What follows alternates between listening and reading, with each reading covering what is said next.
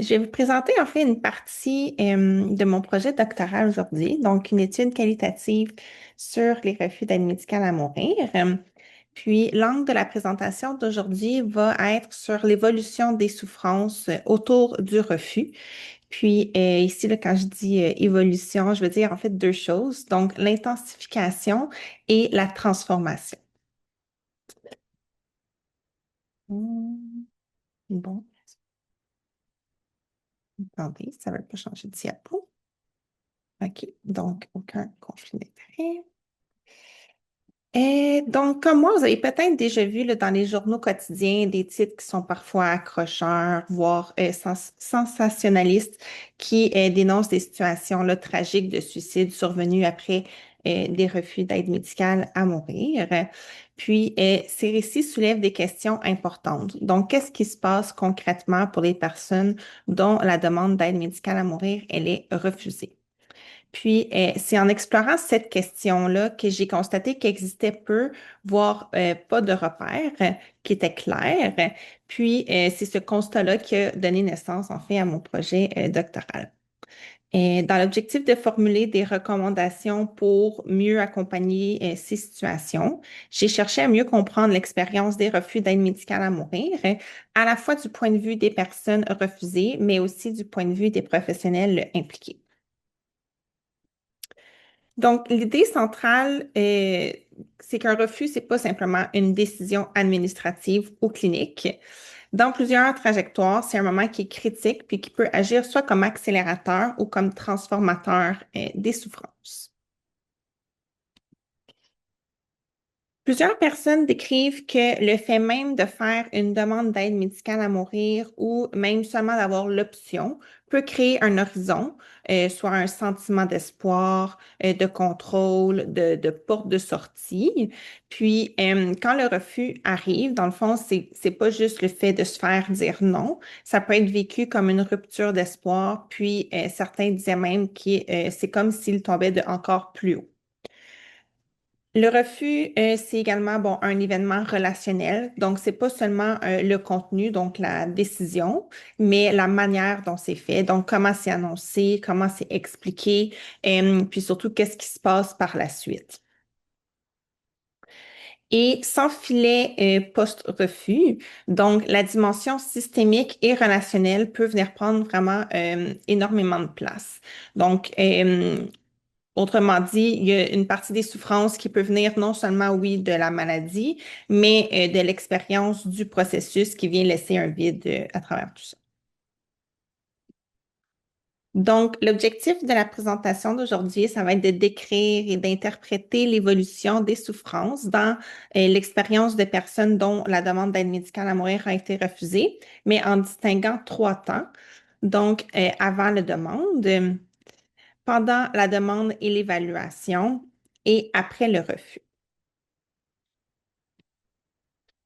Sur le plan méthodologique, c'est une étude qualitative basée sur des entretiens semi-dirigés et une analyse inductive inspirée de l'approche interprétative descriptive de Thorne, puis avec une perspective d'éthique relationnelle. Et dans mon étude, j'ai fait des entretiens avec des personnes refusées ou des proches qui ont rapporté l'expérience de la personne refusée dans des situations où, par exemple, la personne était décédée depuis. Puis, j'ai aussi fait des entretiens avec des professionnels impliqués. Aujourd'hui, en fait, la présentation va vraiment être plus centrée sur les souffrances de la personne refusée. Donc, même quand que, je rapporte, par exemple, des entretiens avec les proches, je rapporte vraiment l'expérience là, uniquement pour comprendre ce que la personne refusée vivait et non pour la charge du proche en soi. Et je vais également là, terminer la présentation en présentant brièvement un peu là, le vécu des professionnels impliqués dans les refus. Donnez-moi juste un instant, j'ai vraiment de la misère avec mon écran. OK. Donc, pour comprendre ce qui se joue autour d'un refus d'aide médicale à mourir, je pars d'un constat qui est plutôt simple. Donc, les souffrances ne sont pas réductibles à des symptômes. Donc, pour m'aider à comprendre et interpréter les souffrances des personnes qui ont été refusées, Je me suis basée sur quatre auteurs en particulier. Donc, les trois premiers, ça va être ici. Donc, premièrement, selon la vision de Castle. Donc, vous allez voir, c'est des auteurs très connus. Là. Vous allez, je ne vais pas comme trop développer dessus, c'est juste pour mettre en contexte. Donc, selon la vision de Castle, la souffrance correspond à une détresse qui est vécue par la personne lorsqu'elle perçoit une menace à son intégrité, à ce qui la constitue comme personne. Ensuite, bon, selon Sanders, comme on a vu un petit peu aujourd'hui, donc la souffrance, on retrouve en fait l'idée de la souffrance totale, donc dimensions physiques, psychologiques, sociales, spirituelles qui sont comme entremêlées. Et ici, en fait, ce qui aide, c'est pas seulement une intervention technique, mais souvent une présence clinique et une écoute. Puis, Tchetchinov, donc le modèle de la dignité, qui met en avant le poids des enjeux psychosociaux et existentiels. Donc, la dignité menacée, le désespoir, le sentiment d'être un fardeau, l'effritement de la gentilité, en fait, des éléments qui sont fortement associés au désir de hâter la mort. Donc, l'approche de Castle, de son côté, est venue rejoindre directement ma perspective d'éthique relationnelle parce qu'elle implique une reconnaissance du vécu et une attention au décalage entre le récit du patient et la lecture clinique. Ensuite, Saunders, de son côté, en fait, ça met d'emblée une partie de l'accent sur la présence et l'accompagnement. Donc, c'est très relationnel dans la pratique. Et Tchotchinov ben, met au centre la manière de prendre soin, ce qui est, bon, encore une fois, profondément relationnel. Il y a également la matrice développée par Dominique Girard. En fait, c'est une de ces conférences que j'avais assistée à un moment donné, puis ça m'avait vraiment interpellée. Et j'ai décidé d'aller rechercher la matrice qu'elle avait développée parce qu'elle m'aide à comprendre en fait comment le contexte et les processus peuvent générer ou augmenter les souffrances. Donc, cette typologie-là permet de regrouper les souffrances en cinq dimensions entremêlées, donc existentielles, physiques et neurocognitives, psycho-émotionnelles, socio-environnementales et une dimension qui est particulièrement importante ici, c'est la dimension systémique. Donc, tout ce qui est le processus de soins, les accès, les critères, les délais, la communication là, qui peuvent produire une certaine détresse. Donc, c'est une matrice qui est utile parce qu'elle insiste sur la trajectoire, pas sur des symptômes isolés. Et bon, ben, mon argument, c'est qu'après un refus, certaines dimensions peuvent se transformer ou s'intensifier, surtout lorsque le parcours il laisse un vide relationnel ou un manque de suivi. Ceci étant dit, plutôt que d'y aller dans une trajectoire de déclin, dépendance et absence d'amélioration, j'utilise ces dimensions-là pour suivre leur évolution avec le avant, pendant et après le refus, parce que bon, ben, c'est l'objet même de mon étude. Donc, si on commence par, bon, avant la demande, donc on va rentrer un peu plus concrètement là, dans ce qui ressort à travers mes entretiens. Donc, ce qui ressort avec le avant la demande, c'est que la demande n'apparaît pas dans un vide. Elle émerge sur une souffrance déjà multidimensionnelle, souvent installée depuis longtemps. Puis cette souffrance-là, elle est souvent orientée vers le futur, dans le sens où, par exemple, peur de la dégradation, anticipation des pertes, avoir l'impression d'un déclin sans amélioration possible. Donc, il y a trois grands regroupements, je dirais, qui dominent avant la demande. Premièrement, la souffrance existentielle et identitaire. Donc, une certaine menace au soi, à la dignité, à l'idée de ce qu'on veut être. Donc, c'est pas simplement le fait d'avoir mal, c'est vraiment de vivre une atteinte à la façon dont on se reconnaît en tant que personne. Ensuite, la souffrance psycho-émotionnelle qui est souvent cumulative. Donc, il y a une fatigue, il y a un épuisement, un découragement, une charge mentale de constamment vouloir tenir bon. Donc, une usure de se battre à long terme. Et enfin, une souffrance socio-environnementale, donc qui touche la vie quotidienne, donc isolement, restriction, privation, là, les pertes d'activité significatives pour la personne, un sentiment un peu que la vie se rétrécit. Pour chacun des types de souffrances avant la demande, je vais vous donner des citations pour illustrer en fait le tout. Donc, c'est des citations de mes entretiens. C'était un peu comme l'infantiliser. C'était humiliant. Ça amène à ça quand tu perds ta dignité. Tu te sens humilié. Ça va ensemble. C'est peut-être un peu fort, mais je dirais que c'est ça. Question d'attitude, pas nécessairement que la réponse aurait été différente, mais ça aurait été moins blessant. Pourquoi vous m'obligez à continuer? On ne ferait pas ça à un animal. Je ne suis pas prête à faire ce deuil-là de mon autonomie. Moi, je suis à la retraite, pas par choix. Juste le fait d'être éligible enlève une souffrance. La souffrance, c'est probablement d'être pris. C'est ça, même parallèle. Elle voulait quitter de son propre chef le monde. Ensuite, pour la souffrance psycho-émotionnelle, je suis fatiguée. Je me suis battue toute ma vie pour que ça aille mieux. Je n'ai plus envie de me battre. Je suis brûlée. Je suis beaucoup dans la lassitude. Il y a clairement un épuisement militant. De me battre toujours pour moi, puis que ça ne donne jamais rien, puis que ça n'avance pas, puis que ça ne bouge pas, puis que je ne suis pas comprise, que je sois rejetée, puis à un moment donné, c'est too much. Ça me frustre beaucoup. Ça me fait perdre le goût de la vie. Beaucoup.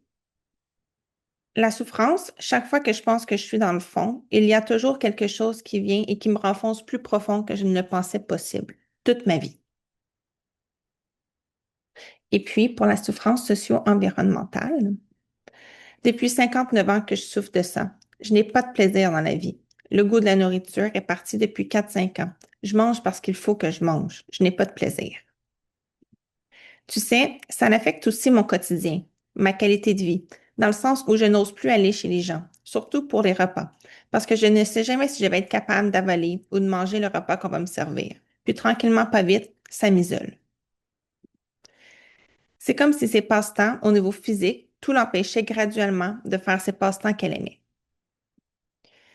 Déjà que je dois faire le deuil de ma cuisine, j'adorais cuisiner. Je suis très bonne cook. Et là, je ne peux plus cuisiner. Je ne suis pas capable. Ça fait quand même plus de 5 ans que ça se dégrade. J'ai vraiment de la difficulté à cuisiner. Donc, si je résume l'avant de la demande, en fait, en 3 messages, ce serait que la souffrance est déjà multidimensionnelle et orientée vers l'avenir. La demande peut émerger comme une tentative de retrouver agentivité et dignité. Et donc, le moment de la demande, c'est souvent un point d'aboutissement d'une trajectoire et non un événement qui est soudain. Ce qui nous amène à, pendant la demande et l'évaluation. Donc, ici, on voit plus un déplacement important. Donc, une partie de la souffrance qui devient plus liée au processus. Donc, c'est pas seulement la maladie ou les pertes, c'est surtout la manière dont la demande va être reçue, que la décision va être expliquée ou pas expliquée, en fait. Donc, il y a 3 mécanismes qui reviennent plus souvent, je dirais. Donc, l'incertitude et l'attente. Donc, le fait que la souffrance, elle est très orientée dans le futur. Donc, c'est quelque chose d'important qui ressortait ici. C'était que la personne ne cherche pas toujours une date, elle cherche parfois une sécurité de savoir que l'option existe si la trajectoire devient insupportable. Ensuite, la non-validation, la communication difficile, donc la dignité et la gentilité qui peuvent être atteintes. Donc ici, l'aspect de se sentir écouté, reconnu, qu'une place est donnée en fait là, au récit de la personne. Et bon, la dimension la plus marquée est souvent la souffrance systémique et relationnelle. Donc, l'expérience, elle est fortement modulée par le ton de la relation de soins, de se sentir soit partenaire ou infantilisé, de sentir qu'on peut en parler ou que le sujet est évité.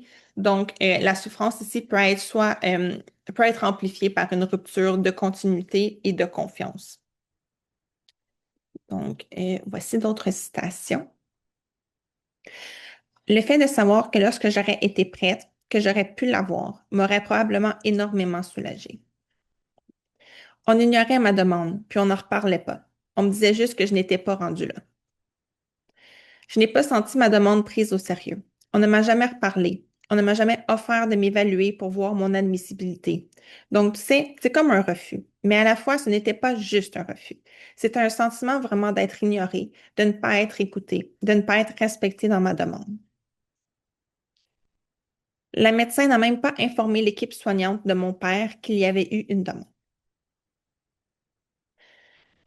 Donc, ça nous amène tranquillement, pas vite, vers le après. Donc, en fait, ce qui revient, c'est que cette phase peut soit contenir la souffrance quand il y a clarté, reconnaissance, continuité, ou au contraire venir cristalliser la souffrance quand la personne elle va vivre un refus qui est plus opaque, déshumanisant.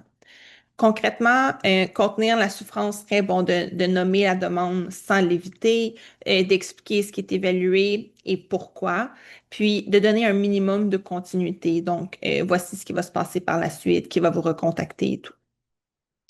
Tandis que de l'autre côté, cristalliser la souffrance, c'est à l'inverse, en fait, le silence, le flou, l'absence de retour, ce qui vient en fait mettre place à une souffrance secondaire de l'après-refus. Donc, après le refus, ce qu'on observe, c'est pas nécessairement plus de souffrance, mais c'est une souffrance différente. Donc, bon, la souffrance se reconfigure. Donc, plutôt qu'une souffrance socio-environnementale, c'est plus une souffrance systémique et relationnelle qui va venir prendre de l'ampleur. Donc, elle se manifeste quand le processus laisse un vide. Par exemple, manque d'explication claire, absence de suivi, silence autour de la demande, impression d'être ignoré ou d'être mis à distance. Puis, ce vide-là va avoir un effet direct sur la confiance. Donc, il y a certaines personnes qui disaient qu'après ça, elles n'avaient plus l'élan ou la sécurité pour en reparler dans le futur. Et puis une chose qui est intéressante ici, c'est qu'à travers mes entretiens avec les professionnels, en fait, il y en a plusieurs qui me disaient que dans leur discours, quand ils doivent annoncer un refus, par exemple, euh, ils mentionnaient à leurs patients qu'ils avaient la possibilité de refaire une demande à tout moment dans le futur ou de voir un autre médecin. Mais tu sais, de l'autre côté, moi, quand j'avais les entretiens avec les personnes qui étaient refusées, ben, on me disait que ben, justement, il n'y avait plus l'élan ou la sécurité pour en reparler. Donc, c'était un peu comme contradictoire entre les deux, si on veut. Ensuite, la souffrance existentielle vient prendre le dessus sur l'aspect plus identitaire. Donc, le refus devient plus une rupture de sens. Donc, on entend des questions implicites comme qu'est-ce qui me reste? Qu'est-ce que ça veut dire pour la suite? Est-ce que ma souffrance compte dans tout ça? Donc, le refus peut être vécu comme une porte qui se ferme, une impasse, comme une atteinte au futur possible. Puis, bon, un sentiment là, d'impuissance qui va perdurer et s'amplifier. Et bon, la souffrance psycho-émotionnelle de son côté, elle perdure. Donc, plusieurs qui décrivent une intensification de la détresse. Donc, une perte d'espoir, un découragement, épuisement et parfois une noirceur. Puis c'est pas uniquement la tristesse, c'est une détresse qui peut s'alimenter. Puis là, je vais utiliser un terme que c'est un participant qui a utilisé, que je trouvais qui était très parlant, qui est en fait, c'est une détresse qui peut s'alimenter de la lucidité douloureuse. Donc, le fait d'être lucide de sa situation, c'est un peu ça qui, en fait, qui est douloureux. Bon, le sentiment d'être laissé seul après un moment critique et bon, l'épuisement perdure et s'amplifie. Donc, après le refus, il y a une souffrance secondaire, en fait, qui prend place. Non seulement parce que la maladie continue, mais parce qu'une partie de la souffrance qui devient liée à l'expérience du refus, sans continuité, sans espace relationnel, sans filet clinique pour comme venir contenir tout ce qui vient de se passer. Donc, je vais vous montrer et je vais vous illustrer avec quelques citations la souffrance systémique et relationnelle après le refus. Ça a comme été ignoré, dans le sens où on n'en a plus jamais reparlé. C'est comme si ça n'avait jamais eu lieu. Il aurait fallu que quelqu'un d'autre revienne là-dessus pour en reparler. Au niveau de la communication avec les professionnels de la santé, c'est sûr que ça a brisé une certaine confiance. Après ça, d'en reparler avec eux, ça ne me motivait pas vraiment à aborder le sujet avec eux dans le futur. Les médecins auraient pu faire un suivi. J'aurais aimé ça qu'ils s'informent, qu'ils le réabordent, de ne pas avoir peur de le réaborder, même si ça reste un refus, de ne pas ignorer le sujet. On m'impose, on ne m'explique pas la logique derrière le refus. Maintenant, pour la souffrance existentielle, la porte est fermée. Vous allez juste mourir. Vous allez mourir tranquillement. Je vais juste rester comme ça, puis j'attends mon décès. Pourquoi je suis punie? Je n'ai rien fait de mal. Pourquoi on m'oblige? Je ne crois plus à rien, finalement. Je ne crois pas à la médecine. Je ne crois pas que je vais avoir une vie meilleure. Et la souffrance psycho-émotionnelle qui perdure. Donc, ici, la citation de la personne qui parlait de lucidité douloureuse. Donc, c'est vraiment plus une noirceur dans ma tête. La souffrance est vraiment différente. Ce n'est pas non plus que je ne comprends pas ce qui se passe. Au contraire, je trouve que je suis trop lucide. La souffrance vient de cette lucidité-là, beaucoup. Le goût de vivre, l'espoir, il n'est plus là. Je l'ai demandé et ça m'a été refusé. Alors, je trouve ça très difficile de vivre comme ça. J'avais demandé, est-ce que vous comptez refaire une demande? Et on m'avait répondu non, parce que ça m'a été refusé. Des maladies invalidantes comme ça, tu n'as plus le goût de vivre comme ça. Ça nous amène, bon, maintenant vers du côté qu'est-ce qui est vécu chez les professionnels qui sont impliqués dans les refus. Donc, même si on garde quand même l'angle sur les personnes qui ont été refusées, mais il faut pas oublier non plus les formes de souffrance qui peuvent émerger là, chez les professionnels au moment d'un refus, parce que ça peut également venir influencer la communication et le suivi par la suite. Donc, très brièvement. Premièrement, il y a une souffrance morale qui ressort. Donc, il y en a plusieurs qui décrivaient un tiraillement entre ce qui est possible légalement et ce qui semble humainement souhaitable. Ensuite, une souffrance relationnelle. Donc, le fait de refuser, c'est parfois vécu un peu comme si comme si il brisait l'alliance et qu'il laissait la personne avec sa souffrance. Puis, il y en a certains qui rapportaient qu'après un refus, ben, il peut y avoir un bris et une demande le même, là, parfois de changer d'évaluateur. Il y a aussi une charge psycho-émotionnelle importante. Donc, l'annonce du refus, c'est vécu vraiment comme une mauvaise nouvelle. Donc, il décrivait un peu comme quelque chose de très drainant et de très fatigant. Une souffrance systémique et organisationnelle. Donc, même si entre eux, même si les collègues s'entraident, plusieurs décrivaient quand même l'absence de structure, puis le fait d'être laissé à soi-même, puis de devoir porter cette décision-là. Donc, ces tensions-là peuvent venir influencer la communication et le suivi, et donc indirectement la souffrance vécue par la personne qui a été refusée. Je vais vous montrer quelques citations du côté des professionnels maintenant. Réfléchir à tout ça et de se dire, est-ce qu'au final, on n'aurait pas été mieux d'aller de l'avant avec sa demande, pour lui, pour son bien. Mais en même temps, c'est ça. Je n'ai pas contourné les balises de la loi. Ça a été vraiment déchirant pour moi parce qu'on dirait qu'humainement, j'avais envie qu'il puisse recevoir l'AMM.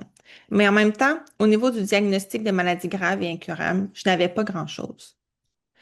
Ce tiraillement-là que je raconte ce matin, je n'en ai pas parlé tant que ça avec le reste de l'équipe. Mais le post-mortem de ça, puisqu'il continue de m'habiter, on a-tu vraiment pris la bonne décision? Ben oui, tu sais, d'un point de vue légal, mais d'un point de vue humain. Pendant les fêtes, j'ai reçu un texto comme quoi le monsieur était décédé. Puis je me disais, ça y est, il s'est suicidé. Finalement, il n'était pas décédé. Mais ça m'avait vraiment perturbée. Il m'avait joué dans la tête. On se sent coupable quand on refuse l'AMM. Alors quand nous, on refuse, on se dit, ben oui, mais si ça avait été un autre médecin? Donc forcément, on se sent coupable. Je n'ai pas de difficulté, moi, à accepter les dossiers. J'ai beaucoup plus de difficultés à les refuser. Donc, bon, ben, ça nous amène en fait aux implications. Donc, mon message central, c'est que le refus ne devrait pas être une finalité. Euh, Concrètement, j'ai proposé 5 gestes, mais c'est encore très préliminaire, cette partie-là, parce que c'est un peu la suite de mon projet de tenter d'établir des recommandations, quelque chose qui pourrait aider dans le futur à prendre en charge là, après un refus. Donc, premièrement, ben, reconnaître explicitement la souffrance et la demande. Donc, ça veut dire de ne pas éviter le sujet. Le simple fait que la personne ait pu nommer une demande, ça mérite d'être reconnu. Ensuite, expliquer clairement les critères et le raisonnement avec un langage accessible. Donc, ici, on essaie de réduire l'opacité. Donc, même un refus peut être moins blessant si la logique reste plus compréhensible. Bon, offrir des alternatives, des ressources adaptées aux dimensions de souffrance repérées. On l'a vu un peu à travers les présentations précédentes. Je ne sais pas si les ressources sont vraiment disponibles et accessibles, mais bon, c'est sûr que ça aiderait. Et planifier un suivi, donc qui recontacte, quand, comment, sur quoi. Donc, c'est souvent le point qui manque le plus, mais c'est aussi celui qui protège le plus contre la souffrance secondaire, qui est le fameux silence dont je parlais. Et bon, documenter et orienter, donc assurer une continuité réelle plutôt que comme arriver dans un genre de cul-de-sac. Donc, l'objectif est double. Réduire la souffrance systémique qui est évitable et également soutenir la dignité, l'agentivité de la personne, même en contexte de refus. Donc, c'est en terminant, trois messages que j'aurais à retenir. Premièrement, la demande d'aide médicale à mourir s'inscrit le plus souvent dans une souffrance multidimensionnelle déjà présente avant la demande. Le processus et la qualité de la relation et de la communication peut contenir ou cristalliser la souffrance pendant l'évaluation et l'annonce. Et puis le refus, ce n'est pas une fin. Donc, sans filet post-refus, ça peut générer des souffrances secondaires, surtout sur le plan systémique, relationnel et existentiel. Donc, voilà, merci beaucoup. Je serai très heureuse de discuter avec vous, notamment si vous avez des choses qui viennent en tête sur qu'est-ce qui serait faisable concrètement dans vos milieux pour structurer un filet post-refus. Puis, j'aurai les références disponibles.